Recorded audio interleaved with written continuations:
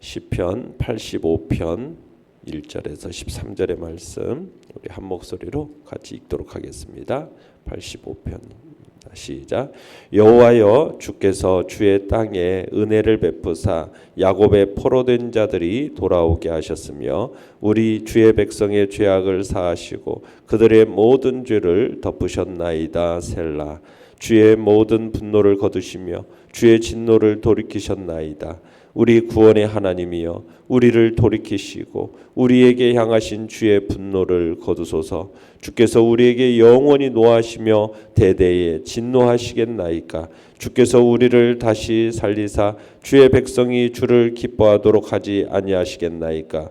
여호와여, 주의 인자하심을 우리에게 보이시며 주의 구원을 우리에게 주소서. 내가 하나님 여호와께서 하실 말씀을 들으리니 무릇 그의 백성 그의 성도들에게 화평을 말씀하실 것이라. 그들은 다시 어리석은 대로 돌아가지 말지로다. 진실로 그의 구원이 그를 경외하는 자에게 가까우니 영광이 우리 땅에 머무르리이다. 인애와 진리가 같이 만나고 의와 화평이 서로 입맞추었으며 진리는 땅에서 솟아나고 의는 하늘에서 굽어보도다. 여호와께서 좋은 것을 주시리니 우리 땅이 그 산물을 내리로다. 의가 주 앞에 앞서가며 주의 길을 닦으리로다. 아멘. 오늘 말씀의 제목은 하나님의 성품을 닮아가자라는 제목으로 말씀을 나눕니다.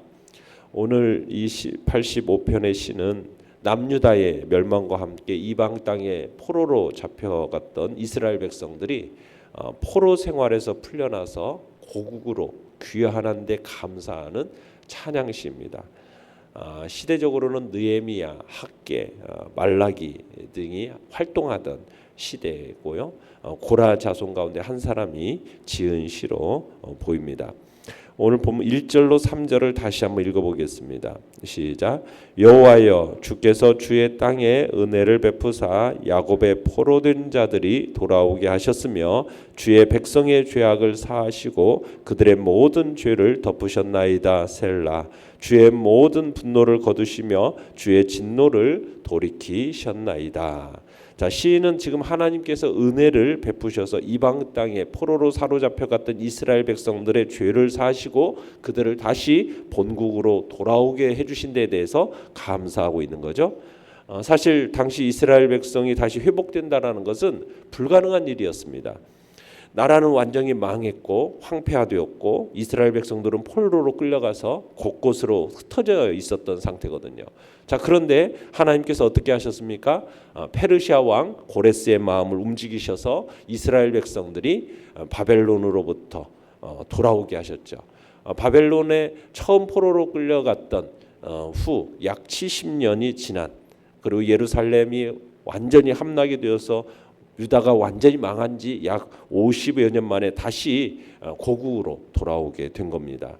자, 이 포로 귀환 사건, 바벨론 이 포로 귀환 사건은 출애굽 사건에 버금갈 만큼 놀라운 사건이었죠.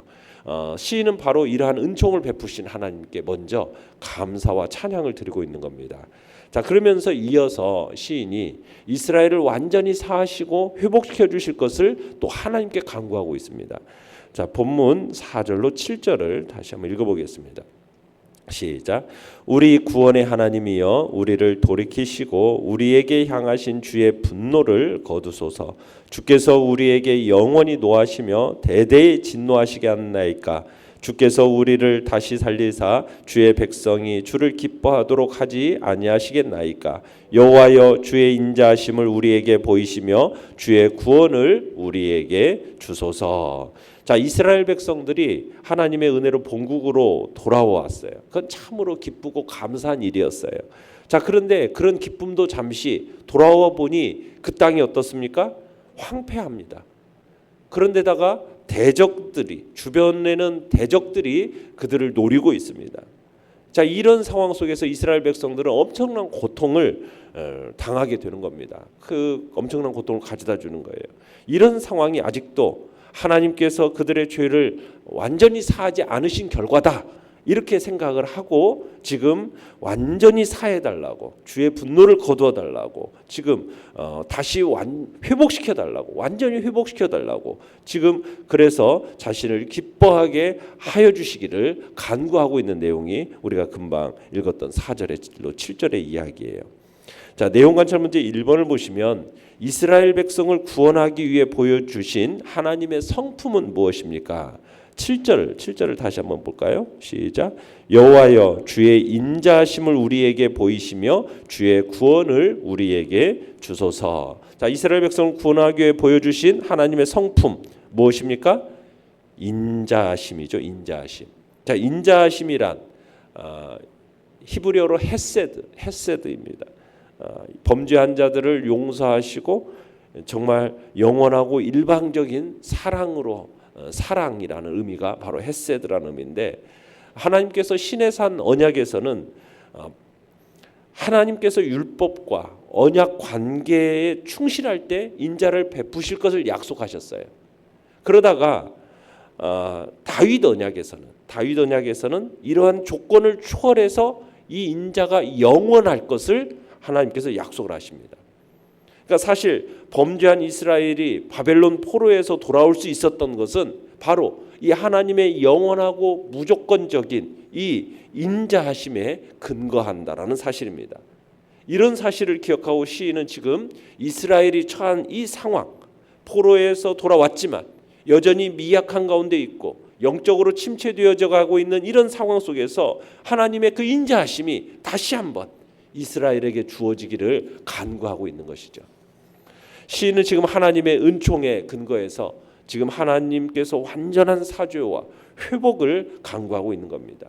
그리고서 이어서 시인은 회복에 대해 간구하면서 하나님의 이 은총에 대한 확신을 고백하고 있습니다.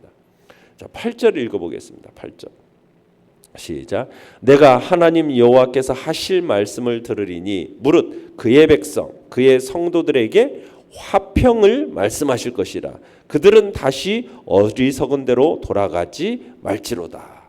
자, 하나님의 구원을 기대하는 이스라엘 백성이 하나님을 향하여 가져야 할 태도를 잘 보여주는데, 하나님의 그 인자하심, 그걸 간구하며 소망하는 이스라엘 백성은 마땅히 하나님을 향해서 어떤 태도를 가져야 되겠습니까? 신실함과 경건함을 가져야 됩니다.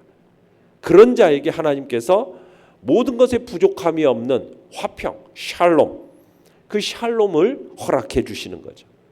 그러니까 시인은 포로에서 돌아온 지금 새로운 부흥의 역사를 지속적으로 체험하기 위해서, 구원의 은총을 지속적으로 누리기 위해서 이 영적인 어리석음으로 인해서 하나님을 떠나 죄악을 행하는 그런 멀리하는 그런 그 어리석은 일을 버리고 거룩하고 경건한 삶을 살아가게 해달라고 지금 간구하고 있는 것입니다. 내용 관찰 문제 2번을 보시면 시인은 주의 구원이 어떤 이에게 가깝다고 말합니까? 자, 9절을 읽어보겠습니다. 시작. 진실로 그의 구원이 그를 경외하는 자에게 가까우니 영광이 우리 땅에 머무르리이다. 자, 주의 구원이 누구에게 가깝다고 얘기하고 있습니까? 그를 경외하는 자, 하나님을 경외하는 자에게 구원이 가깝다라는 거죠. 하나님의 백성이 이스라엘에 하나님의 그 구원과 은총을 지속적으로 누리기 위해서 선결되어져야 할 요건은 하나님을 경외하는 겁니다. 그러니까 하나님 앞에서 그의 소유된 이스라엘 백성이 취해야 할 가장 기본적인 자세, 바로 경외입니다. 경외.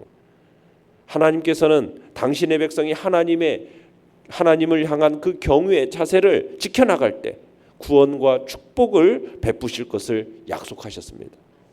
반면에 경외하는 자세를 벗어나면은 하나님께서 그 축복을 제해 버리시고 그 백성 가운데 재앙과 질병으로 멸망케 될 거다. 신명기에서 얘기하고 계시는 거죠. 그러니까 하나님을 경외하는 것, 그것은 하나님과 언약 관계에 있는 이스라엘 백성들의 어떤 본질적인 성격이고 그들의 운명을 어떻게 보면 결정짓는 준거가 되는 겁니다. 과거 이스라엘은 이런 자세를 그래서 망각했던 거예요. 두려워해야 할 하나님을 두려워하지 않고 오히려 이방신을 섬기면서 주변의 강대국들을 두려워한 겁니다. 그로 인해서 어떤 일이 일어났습니까? 파멸이라는 그리고 치욕과 오욕이라는 그런 역사가 나타나게 됐고 그걸 감내해야 되는 거예요. 이것을 분명히 시인은 상기시키고 있는 겁니다. 그러면서 지금 회복과 번영의 역사를 소망하면서 포로에서 지금 귀환해 왔는데 이 새로운 발걸음을 내딛는 이스라엘 백성들을 향해서 적극적으로 지금 그들이 하나님을 향해서 취해야 할 자세가 무엇인가 그걸 권면하고 있는 거죠. 그건 다름 아닌 하나님을 경외하는 자세, 그것을 놓치지 말 것을 지금 권면하고 있는 겁니다. 연구와 묵상 문제 3번입니다. 회복과 구원을 소망하며 인애와 진리, 의와 화평을 이야기하는 이유는 무엇입니까? 자, 10절로 11절을 읽어보겠습니다. 시작. 인애와 진리가 같이 만나고 의와 화평이 서로 입맞추었으며 진리는 땅에서 솟아나고 의는 하늘에서 굽어 보도다. 자, 시인은 하나님께서 백성을 구원하시는 이유를 어디에서 찾고 있느냐? 그분의 속성에서 찾고 있기 때문에 지금 은혜와 진리, 의와 화평을 이야기하고 있습니다. 하나님은 공의로우신 분입니다. 그래서 백성을 심판하십니다. 그렇지만 결국은 성결하게 되어서 하나님 앞에 거룩하게 나오게 하시는 게 바로 하나님의 공의입니다. 진리이고 의이죠. 인애와 진리, 의와 화평. 자, 근데 이게 두 가지가요, 서로가 좀 조화되기가 어려운 속성입니다. 자, 인애라는 것은 자비, 사랑을 말합니다. 진리라는 건 뭡니까? 하나님이 정하신 원리 원칙을 말합니다. 원리 원칙으로 대표적인 것이 인간의 행위에 따라서 보응하시는 것이 하나님의 어떻게 보면 대표적인 진리의 속성이죠. 죄를 범하는 자에게는 징벌을, 선을 행하는 자에게는 상을 베푸는 것이 하나님의 정하신 원리 원칙이에요. 진리 앞에서 과연 그런데 인애가 설 자리가 있나요? 이게 없어 보여요. 인애와 진리가 만난다. 그런데 지금 뭐 하고 있어요? 말하고 있다라는 거예요. 인애와 진리가 만난다라는 거예요. 또 의라는 건 뭡니까? 의라는 것은 공평무사한, 거짓과 속임이 없고 바르고 정직한 걸 말합니다. 그에 비해서 화평은 뭡니까? 적의가 없는 완전한 상태. 어떻게 보면 공평무사함을 고수하면서 적의가 없는 완전한 상태를 유지한다? 이게 참 불가능한 겁니다. 공평무사를 위해서는 반드시 악에 대한 단죄가 이루어져야 되고 그 단죄가 이루어지는 상황 속에서 어떻게 적의가 생기지 않을 수 있겠습니까? 그러지 않습니까? 그런데 의와 화평이 입을 맞춘다는 거예요. 이 입을 맞춘다는 건 어떤 의미예요? 적대감이 완전히 제거된 상태를 얘기하는 거, 평강의 상태를 얘기하는 거거든요. 그러면 어떻게 인애와 진리가 같이 만나고 의와 화평이 서로 입맞추는 일이 가능하겠는가? 어떻게 보면 이것은 인간으로서는 불가능한 일처럼 보여집니다. 그러나 전능하신 하나님께는 이게 가능합니다. 하나님 안에서 이 상반되는 속성들이 완벽한 조화를 이루었는데 이 완벽한 조화를 이루어낸 사건이 있습니다. 그 사건이 어디에서 나타났습니까? 바로 우리 주 예수 그리스도의 십자가의 구속의 사건에서 이 하나님의 성품에 어떻게 보면은 서로 상반되는 듯한 이 성품이 조화를 이루는 그런 역사가 일어나게 됐죠. 인애와 진리가 만나는 사건, 의와 화평이 서로 입맞추는 사건. 자, 그 사건 느낀 점 4번을 보시면 인간들의 죄악에도 불구하고 인애와 진리, 의와 화평을 베푸시는 하나님의 성품에서 무엇을 느낍니까? 우리는 이 성품, 어떻게 보면 하나님의 그 인애와 진리, 의와 화평의 속성이 완벽한 조화를 보여주는 이 하나님의 성품이 어디에서 나타났다는 것을 우리가 얘기했습니까? 우리 주 예수 그리스도의 십자가의 구속의 사건을 우리가 이 성품에서 우리가 느낄 수 있는 겁니다. 성품을 느낄 수가 있어요. 하나님의 진리, 하나님의 의라는 것은 죄인은 죽는 겁니다. 죄인은 죽는 거예요. 하나님이 정하신 원리, 하나님이 정하신 의, 죄인은 결코 그 앞에 설 수가 없습니다. 죄의 삭은 사망입니다. 그게 하나님이 정하신 원리이지 않습니까? 하나님의 의는 이것을 집행하셔야만 됩니다. 그런데 하나님은 그 진리와 의의 하나님이신 동시에 또 어떤 하나님이십니까? 인애의 하나님이시고 화평의 하나님이십니다. 그래서 하나님은 죄인이 그 죄로 말미암아 죽는 것을 차마 두고 보지 못하셨어요. 하나님은 상반되어 보이는 이 당신의 속성을 조화시키기 위해서 한 특별한 방법을 채택하셨죠. 그게 무엇입니까? 죄 없는 자신의 아들 예수 그리스도를 통하여 죄인을 대신하여 죽게 하심으로써 죄인들을 살려내는 그 특별한 방법을 하나님께서는 채택하신 겁니다. 예수 그리스도의 이 십자가의 사건은 하나님 안에서는 인애와 진리가 같이 만나고 의와 화평이 입을 맞추는 아주 절묘한 사건이었던 것입니다. 하나님 안에는 진리와 의만 있다면 아마 이 세상은 굉장히 삭막할 겁니다. 우리에게 구원의 소망이라는 거 없을 겁니다. 반면에 하나님 안에 인애와 화평만 있다면 어떻겠습니까? 이 세상은 무법천지가 되겠죠. 그 역시 우리가 살 수 없는 곳이 될 것입니다.